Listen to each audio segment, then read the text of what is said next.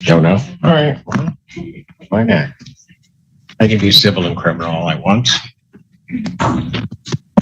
It's schizophrenic before. Oh, Darren. Pasco called. I'll talk to you. All right. Clark Road Family Dividend Housing versus, is it Deschanay Baker?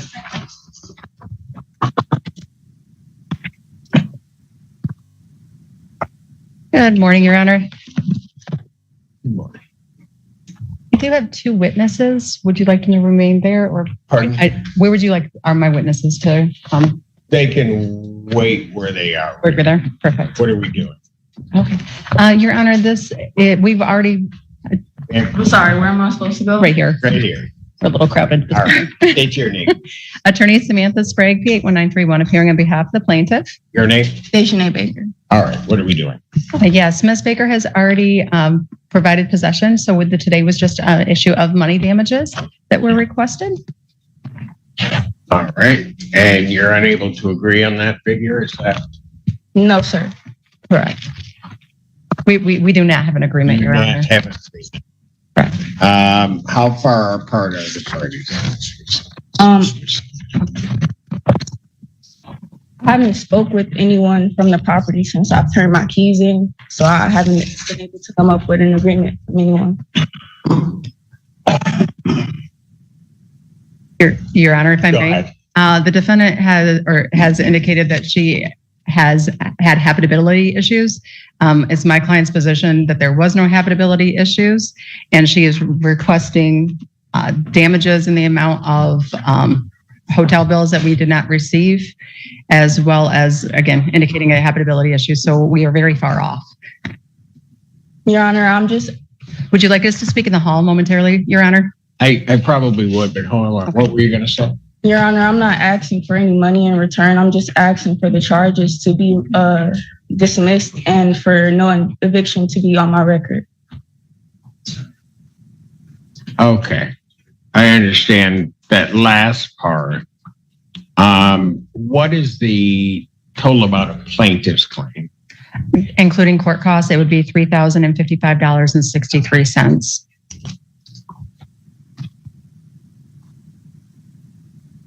And ma'am, but the court's understanding you disagree with that because you weren't in the premises? I disagree with that upon many factors. In the landlord's response to my counterclaim, it includes the statement that on August 6th, I denied entry to maintenance and they could see the fan because of the entryway. That is not true. I have proof that I actually asked management to meet in the leasing office to discuss my concerns, and the manager refused to meet me there. She chose to come to my apartment instead. This shows that I wasn't denying access to them. I was just asking to talk in a proper and safe environment to resolve the issues that I had, not only with just the leak and the mold and my pet dying in regards to everything going on in my apartment.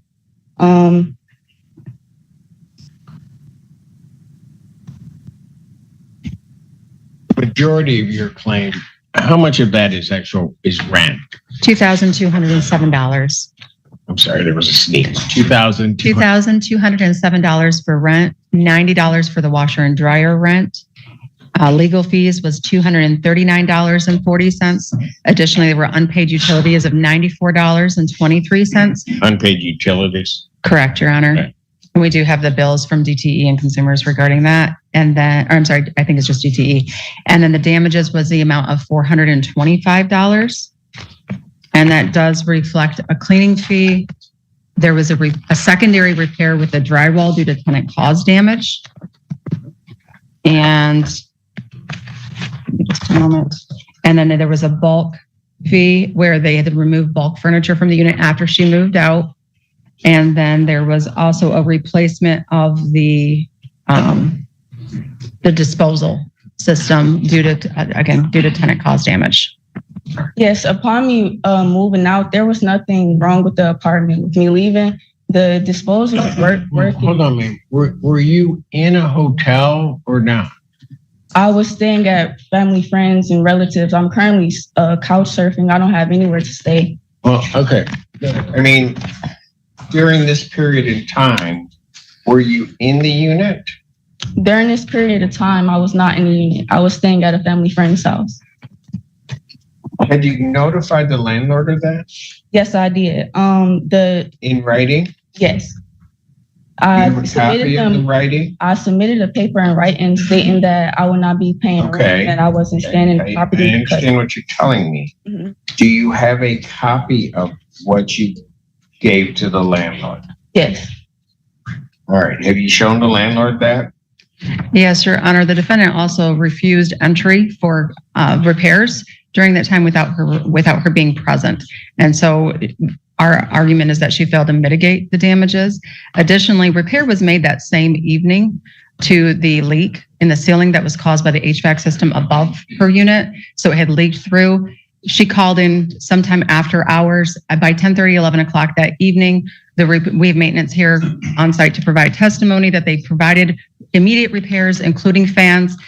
Within a week, they had a professional carpet company out there that provided additional remediation, including repair or cleaning the couch and the rug. And the repair itself was completed by the 19th. Your Honor. And this occurred on the 5th. Your Honor, that's not true. On the date, I was at work that they came to repair the apartment. Maintenance entered my home. Ma'am, let me ask you this. Did you let them into the unit? Yes. To make the repairs? Yes. The date that she mentioned, I was not home. The maintenance guy called. Are you disputing that they made the repairs? No, I'm not disputing that they made the repairs. They did enter my home and make the repairs. Okay. On the 19th, after the leak happened on the 6th. They did not reach out and let me know when they were supposed to come. I had got no notification when the repair was supposed to be made. I had went up to the office multiple times. So, but why would that? I'm sorry? Why would that matter?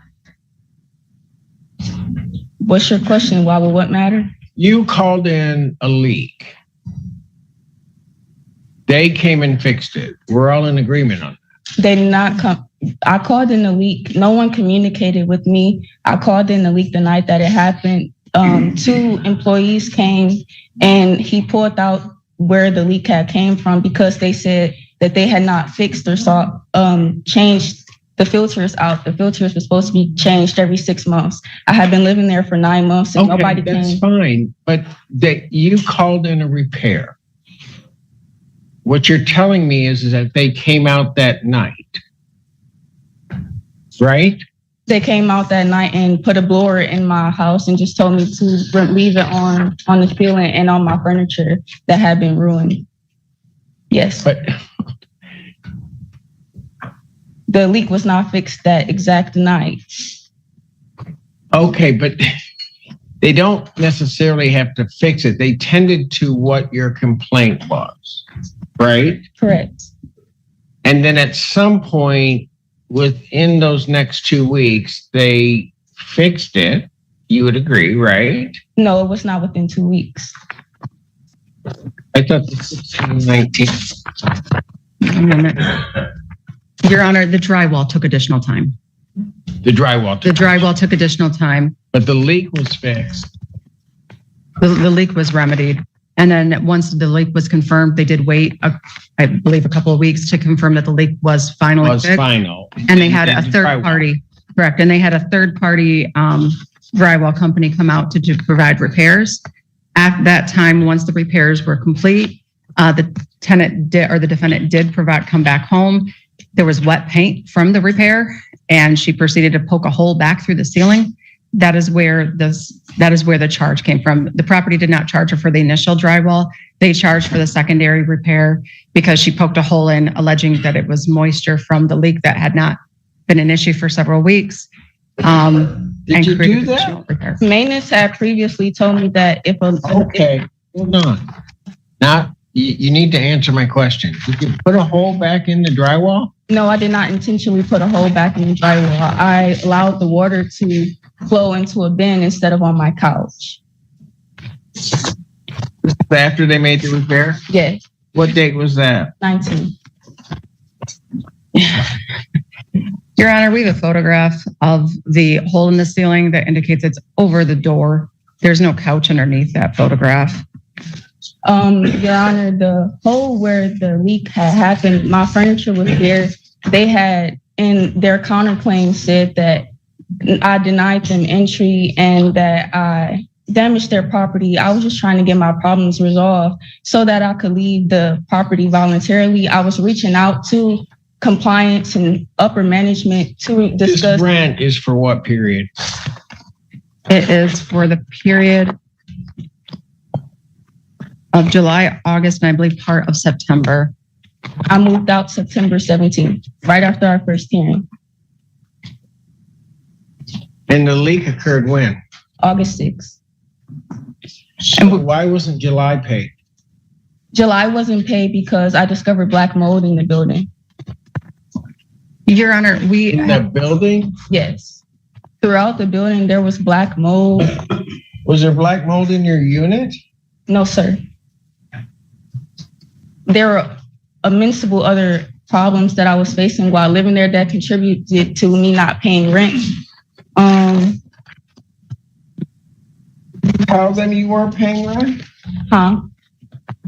in August, we received, or my client received notification in August after the repair had been partially made and the drywall was pending, indicating she was not. How long, when did you move in?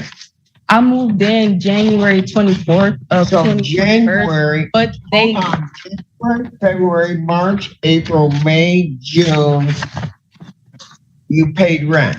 yes, on time every month. So the black mold came in when? In July, All of it? yes. It just appeared. The black mold, it came from an apartment that was also leaking water on the first floor. There was also an apartment leaking So water. hold on, the black mold just started to exist in July? The black mold did not just start to exist in July. It's when I became aware of the problems that not only I was facing, but the other tenants. July, did you tell them this is why I'm not paying my July rent? No, Your Honor. Then you've got a problem. Even if true, which I have my doubts. So what I'm going to suggest you do, and then is why don't you take a moment to talk Yes, Your Honor. and see if you can resolve it. I will let you know, I'm seeing certain problems with what you're telling me regarding any type of solution to this in terms of the monetary amount. But we can all have our positions. I'd suggest that you talk with counsel and see if you can work it out. If you can't, then I'll take you back and we're going to work it out. Okay. Thank you, Your Honor. But I don't know that you really want to talk to me today. But I'm always happy to talk to you. Thank you. Thank you. Thank you, Your Honor. Good morning, Your Honor. Attorney Samantha Sprague, Pete 1931, appearing on behalf of the plaintiff. Hi, Your Honor. We weren't able to come to I an need agreement your with name. Dejanay Baker. All right. Are we on this? We weren't able to come up with an agreement.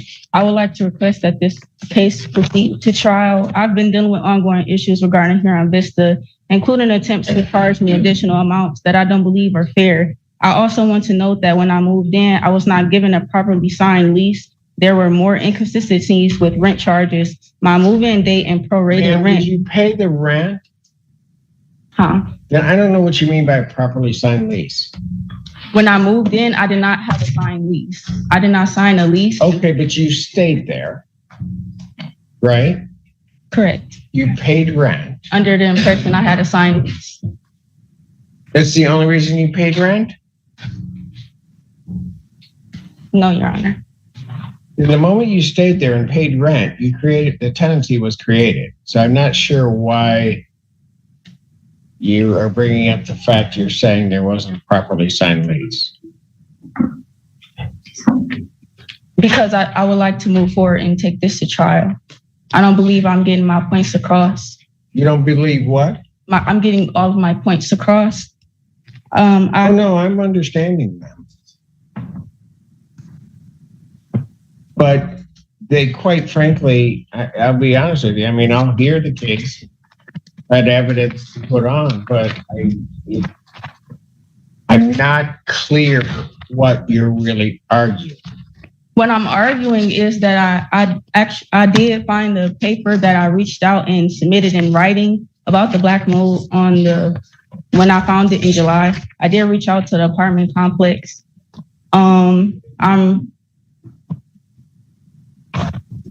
I would like a court reporting attorney. I don't feel that doesn't happen in the civil case, ma'am. Okay. If you're going to go to trial, you're going to have to try it yourself. And my question is, are you prepared to do that? Because you're going to be bound by all the same rules, the court rules, evidentiary rules that counsel would be bound by. Yes, Your Honor, I understand. You're prepared to do that? Yes, Your Honor.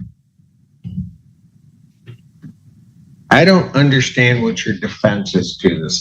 My defense is that since I've lived in this apartment complex, I have not gotten any communication in regards to my problems that I faced living there. I've reached out and talked to more than 5 property managers that's worked there in the past 9 months. All of my problems were not fixed. They were completing work orders that were not actually completed. They were just marking them as complete. Ma'am, what did they not do? Anything. No, that's not an answer. They did not fix the leak. They did not. I'm sorry. What do you mean they didn't fix the leak? Give me 1 second.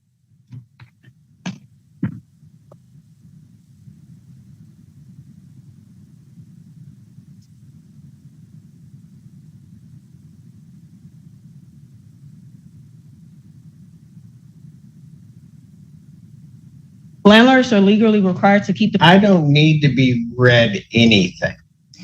You have told me that they did not fix the leak. I just went through the whole thing. You agreed they fixed the leak.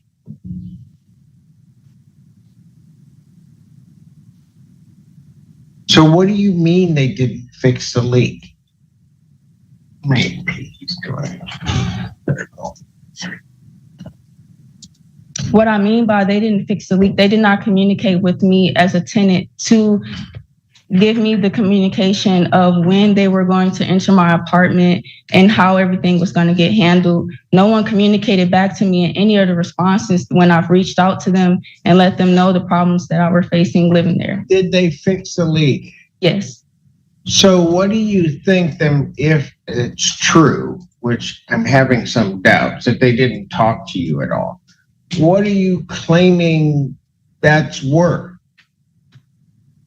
I'm claiming that that's worth the $1,790 that they initially brought me to court for. Because they didn't talk to you? They didn't communicate and they entered my apartment without permission. They violated my rights. Not only one. You call, say I have a leak. They at some point, because that's an emergency situation, enter your property. And that's your claim? They entered my property the same night to fix the leak. And then they tried to enter my property 2 weeks prior to the leak happening to enter my property to fix it with no communication. They came to clean my couch a week after the problem had already happened and my couch was ruined. That's a $2,000 couch that was ruined.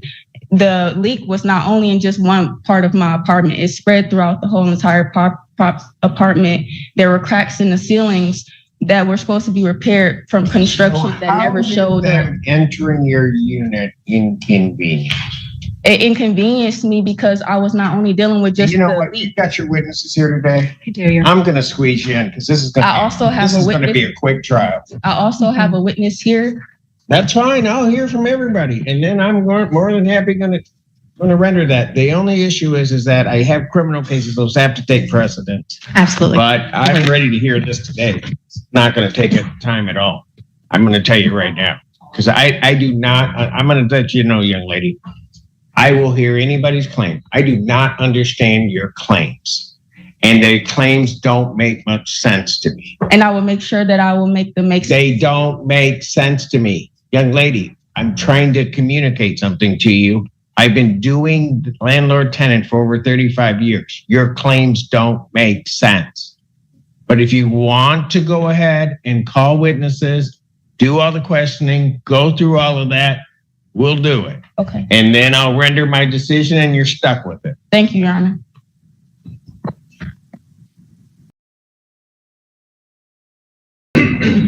They can't get to it. I haven't called that one.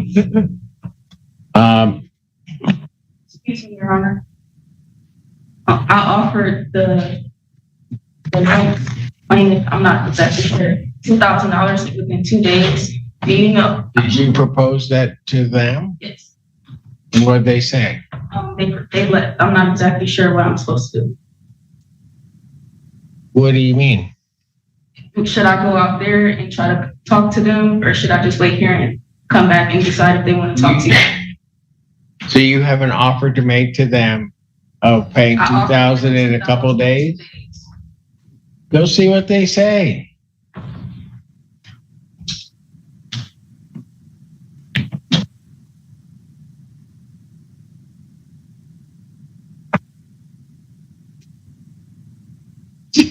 I'm never doing this again.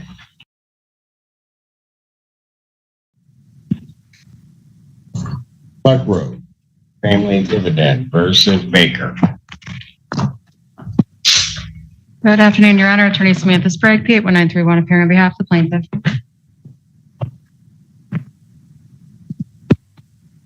Okay. Janae Baker. I have before me a consent order for conditional dismissal that indicates that the defendant would agree to pay $2,000 on or before 5 p.m. on October 30th, 2025. No personal check, only certified funds. Defendant pays on or before October 30th, 2025. Plaintiff will waive the remaining balance. That's basically the court's full understanding, except to make it clear that if you don't pay that, then plaintiff would be entitled to a judgment of the full amount of the including cost of $3,055.63. You understand that, ma'am? Yes, ma'am. Yes. Are there any other questions that you may have regarding this conditional order dismissal? No, sir. All right, so you understand everything? Yes, sir. All right. Thank you, folks, for resolving it. I will sign off on that, ma'am. I do have to advise you, since you are here unrepresented by counsel, you have 3 business days to think about this. If you think that there's some legal reason on your part or some right you didn't assert, you'd have to file a motion with the court within that time frame. You understand that? Yes, sir. Doesn't mean that I would grant you have that time to think about it and file that motion. You understand that? Yes, sir. All right, very good. Ms. Baker, let me say something to you. Sometimes you can come in with the greatest of all intentions, but I think you could have had this resolved a whole lot earlier had you maybe proposed that to counsel and kind of worked it through, realizing what your potential liabilities may have been in this case. Okay? So if nothing else, I hope not only with regard to a satisfactory settlement of this, that you learned something else from this. Absolutely. Okay. Thank you, Your Honor. Thank you, folks. A courtroom, a judge, and a case that starts with confidence, but doesn't stay that way for long. This dispute involves a tenant and a landlord, where both sides present very different versions of what happened. The landlord is claiming unpaid rent and additional damages, while the tenant argues that living conditions were not properly maintained. At first, the tenant stands firm. She explains issues like leaks, maintenance concerns, and communication problems with property management. She believes these conditions justified her decision to stop paying rent and eventually move out. But in court, belief alone is not enough. Evidence, consistency, and clear reasoning matter just as much. As the judge begins asking questions, the tone shifts. The focus moves from emotions to facts. The judge wants to understand timelines, notifications, repairs, and whether proper procedures were followed by both parties. Step by step, the judge examines the claims. Some points align. Others raise concerns. and a few statements don't fully match the documentation or the overall timeline presented. What seemed like a straightforward defense becomes more complex under scrutiny. In the end, instead of continuing a prolonged dispute, both parties reach a resolution. A settlement is agreed upon, bringing the case to a close without proceeding further. This courtroom moment serves as a reminder that legal outcomes often depend on clarity, documentation, and how well each side can support their claims under questioning. What starts with confidence doesn't always end the same way in a courtroom.